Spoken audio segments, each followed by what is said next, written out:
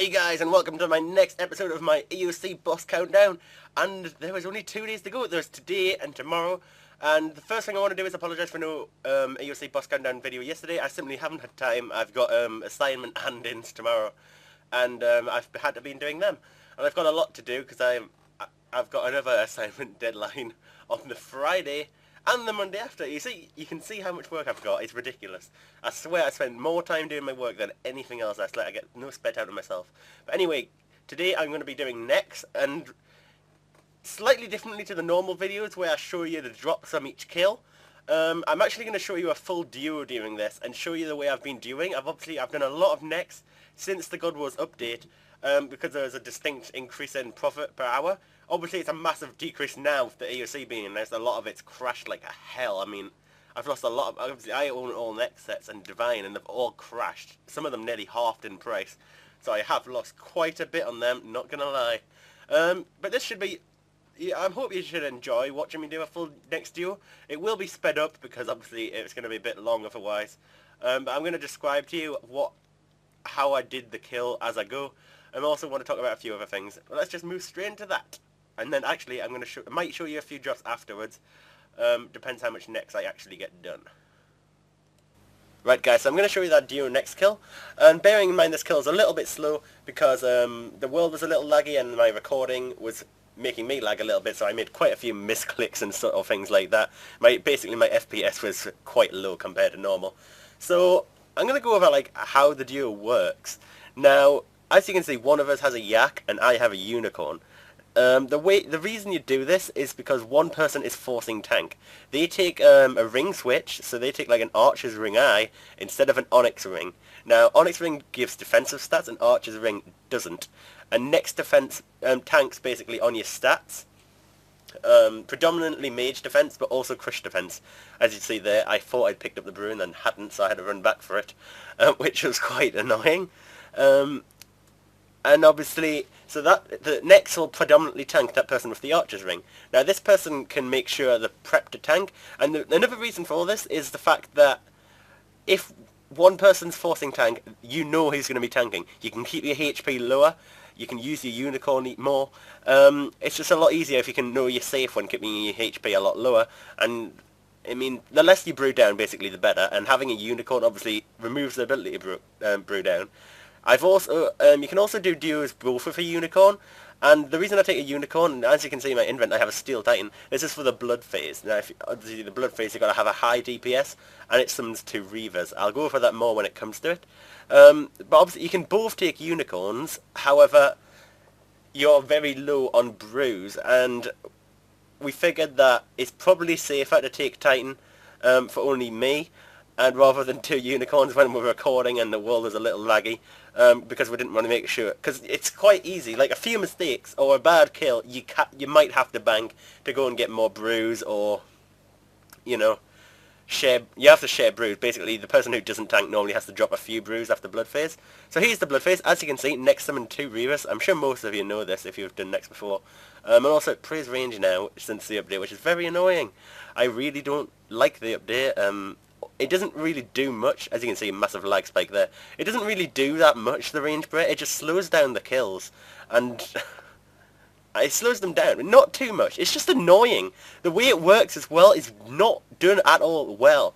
I'll go over that again in a second, but yeah, the reavers, I have my titan summoned, and I set my titan on them. I also have some summoning flasks in my invent, so that I can keep my steel titan bar up, so that I can make sure I'm constantly specking, otherwise they might not kill it. But you also get these times where your steel titan just decides to be a complete derp, and just stands, walks around, there's a little spot pretty much a bit west of me where I'm standing now, and if a reaver's there, and your titan's trying to attack that reaver, and your titan's on it, it'll just walk side to side around the reaver, trying to get on the reaver, and it won't. It just can't go on it, and it's ridiculous. The titan is just such a nuisance. But obviously it also hits zeros as well. I swear, sometimes if you spec a few zeros in that reaver's just going to live.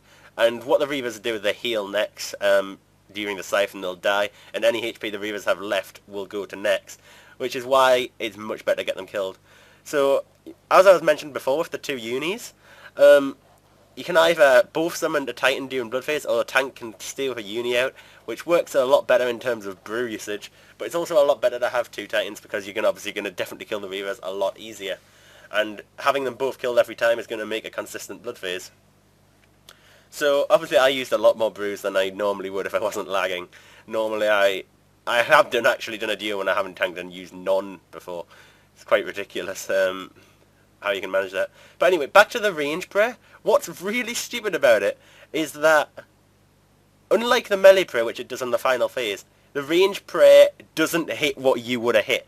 So say you're using rubies, obviously you got a max hit of 500, which is your ruby spec, which next has a damage cap of 500 anyway. But obviously you can hit between 0 and 500. The deflex hit between 0 and 300, and also it just generally hits 300. It's just a complete random number by Jagex. Has nothing to do with what you hit, and it generally always is 300. It's really stupid. And now the royal bow. If you didn't know what this how this works, the royal crossbow, basically you hit once and then hit twice later on. Now with the royal bow, which is much better for the Zaros phase, especially during duos, it makes it a lot faster because duo is high accuracy, and the fact that your royal ruby specs don't work. When it range prays on a ruby bull, on a royal bull, it can still hit 300. Your royal bull maximum is about 120 or so, and it still hits 300. The fact that they've made it just hit a random number it's just terrible. The fact they didn't put the effort in to make it hit what you hit. Surely it should hit what you hit. The deflect melee does. But anyway, yeah. I hope you enjoyed that little duo kill. It was obviously sped up quite a bit, and you'll see the drop any second now. Shit drop. And I'm telling you, every kill I did after that, bruise. Such a joke. Right guys, so as I said, I'm going to be showing you my drop log instead of just showing you a few drops, because I figured this would give you a lot more information than just a few drops would. Obviously it's not the biggest kill sample size, but obviously I started like new drop log after the God Wars update, because of the fact that they added new drops, which would have mean my drop log would have kind of been a bit wrong. So I've got all the next drops are obviously at the bottom. It's in order of common how many I've had. So in terms of rareness, you want to go down to the bottom. But you can see the drop rates here. Now count is how many I've had. So I've had that many kills. And then it says percent, percent of drops is that drop. That long is the how many I've had in a row at maximum. I've had 5 brews in a row at maximum. I've had 2 of them in a row, and I've never had any of these more than once in a row. So that's like 1 in 4 for brews. Last drop, how many kills ago is the last one? And it goes red when you actually over double your actual drop rate that you've had, to say that you're like kind of sort of due sort of thing. As you can see, Virtus legs are that, because I got 3 really fast near the start and haven't had them since, so that's a long time dry. But you can see all the drops here. You can sort of see like brews. I had a drop log before, and that was about 1 in 4 on the old one as well. And you can see that Onyx and Puressence are clearly a cut above the rest. They're quite a substantial way above. So you can see 7.7 and 7.2. Whether I've been lucky with Onyx bolts or not, and it's like 7.5, I'm not sure. Seems weird they'd give something like 7.7, but that's possible. Who knows? Obviously, it's not the biggest sample size, as I said, so it's not forced that these are right. But you can see that they're in like a sort of tier by themselves. Now, obviously, all kills are with a Ring of Wealth, so that pushes up the Ring of Wealth drop rate. So that's why that's probably above the main bulk, when really it's probably a similar drop rate to all of these. You got magic logs a bit above the rest, whether it's meant to be higher or not, who knows? It could just be down to luck. Then you've got a main bulk of items around 6% here. Super Restore's a little rarer. Coal is really far down. Although I did have a huge dry streak from coal at the start, like nearly 200 maybe. So it was a ridiculous amount of time to go without coal, and that's probably quite skewed it in terms of where it is. Going by my last drop table as well, this is meant to be this rare. It looks like it's about 4% drop rate, but it's definitely rarer than the rest. It was low down on my other one as well, right at the bottom in terms of normal drops. So you can see, you can have a look at them if you like. I'm sure you can see it on the screen. And then you've got all the next items, and you've got some of the next rare drops, like 5k blood runes, 5k death runes, which seem to be about the same drop rate as a next item, in terms of individual next items anyway. It looks pretty awesome. My overall next drop rate for a next item has been about 1 in 25. Mathematically, I worked out to be probably about 1 in 20, maybe a little rarer.